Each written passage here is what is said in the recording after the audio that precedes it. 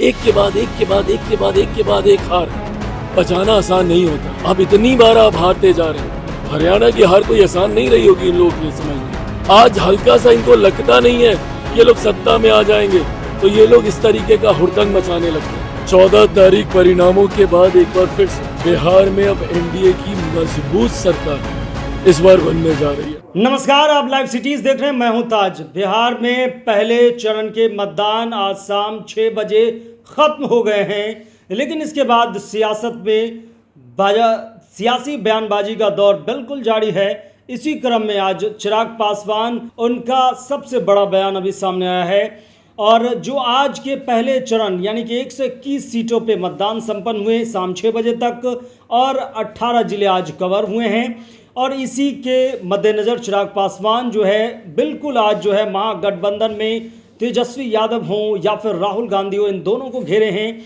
और वो यही नहीं रुके, सबसे पहले उन्होंने शुरुआत किया कि एनडीए ऐतिहासिक जीत जीतने जा रही है। वहीं दूसरी तरफ एसआईआर और वोट चोरी के मुद्दे पर कहा है कि विपक्ष ये बहाने बना रहा है अपनी हार को इतनी करीब से देखकर। इसके अलावा उन्होंने कहा कि राहुल गांधी जिस तरह से बातें करते देश में अराजकता फैल जाएगा। और ईवीएम के मुद्दे पर, वोटर लिस्ट के मुद्दे पर भी कहा। जब उनसे सवाल किया गया कि मुसलमानों के मुद्दे पर, तो वो कह रहे हैं कि आज मुसलमानों के ये हालात के जिम्मेदार कांग्रेस खुद है।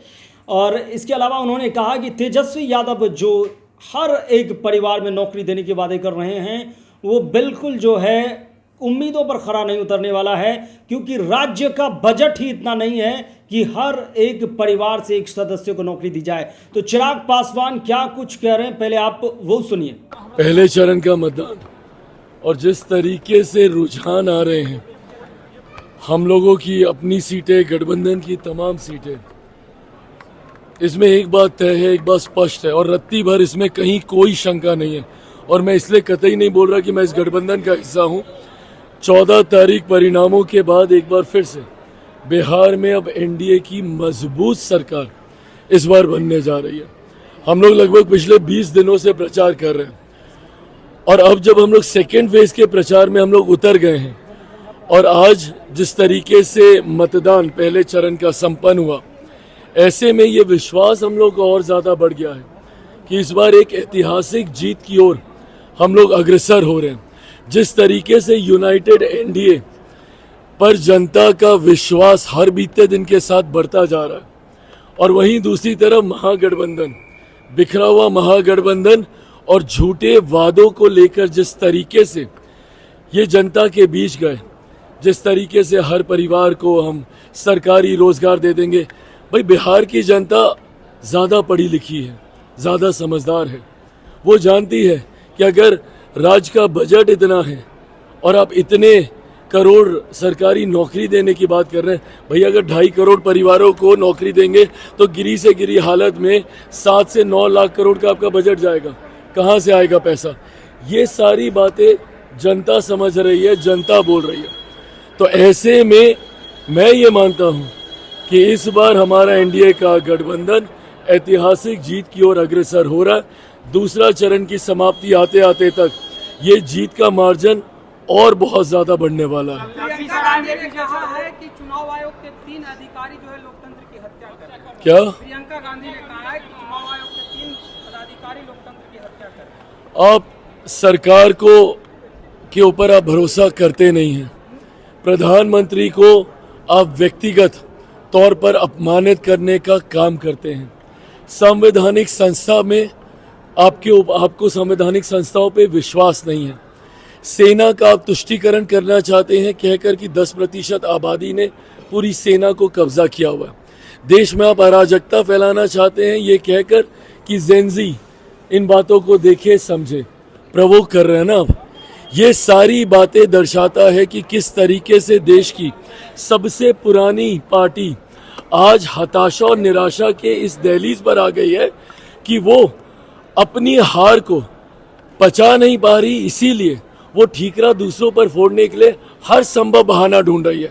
पहले ईवीएम, अब सारे ईवीएम ठीक हो गए।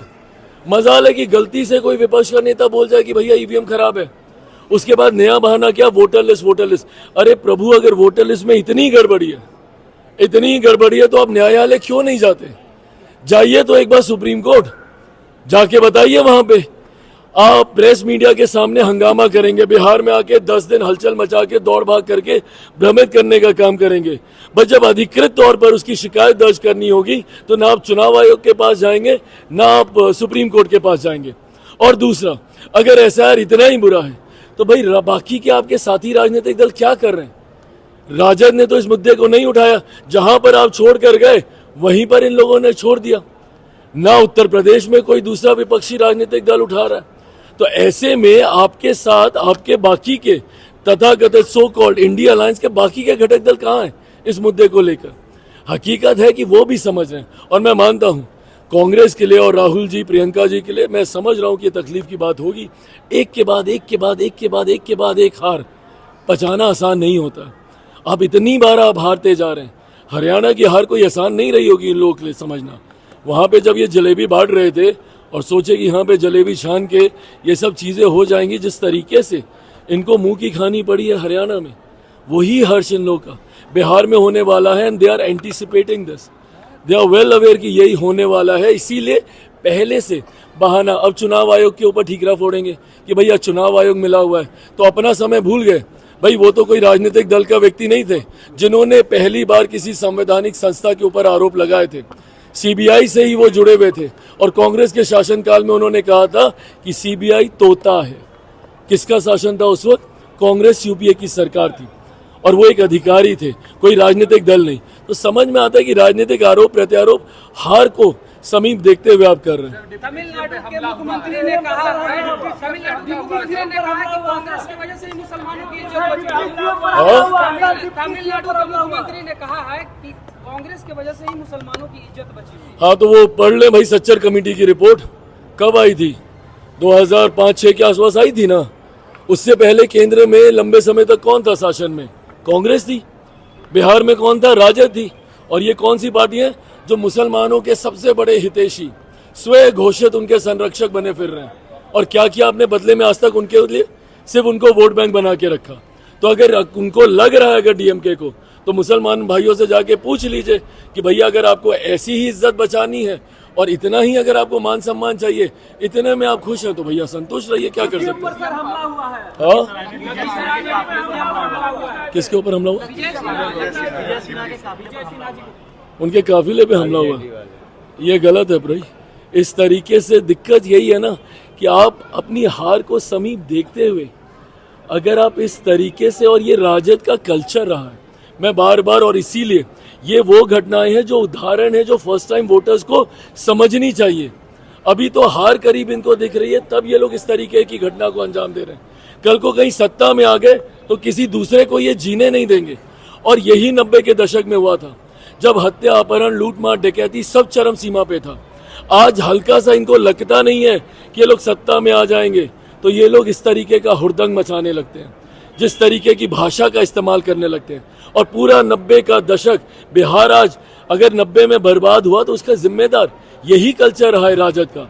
और आज उसी का उदाहरण मिला है, जिस तरीके से डिप्टी सीएम साहब के ऊपर इस तरीके से लखीसराय में उनकी विधानसभा में इस तरीके से हमला हुआ है, ये चिंताजनक है, ये निंदनीय है।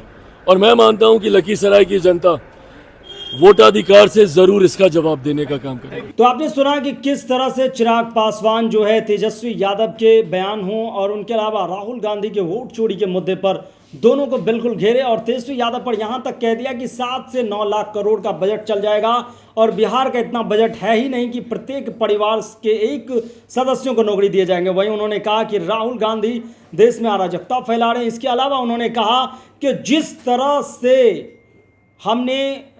हमारी जो घटक दल है, जिस तरह से उन्होंने हरियाणा का चुनाव जीता है, जहां उम्मीद नहीं की जा सकती है, और विपक्ष लगातार माहौल बना रहा था कि हरियाणा जीतने जा रहे हैं, और हम हरियाणा जीता गया।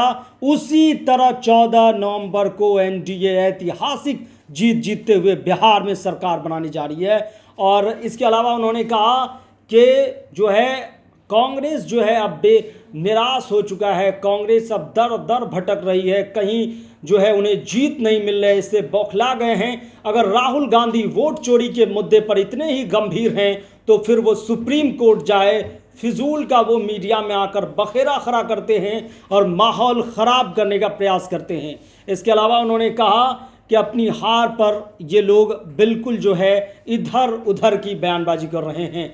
तो फिलहाल के लिए इतना ही। अगर आप हमें YouTube पर देख रहे हैं तो चैनल को सब्सक्राइब करें, फेसबुक पेज को लाइक करें। धन्यवाद।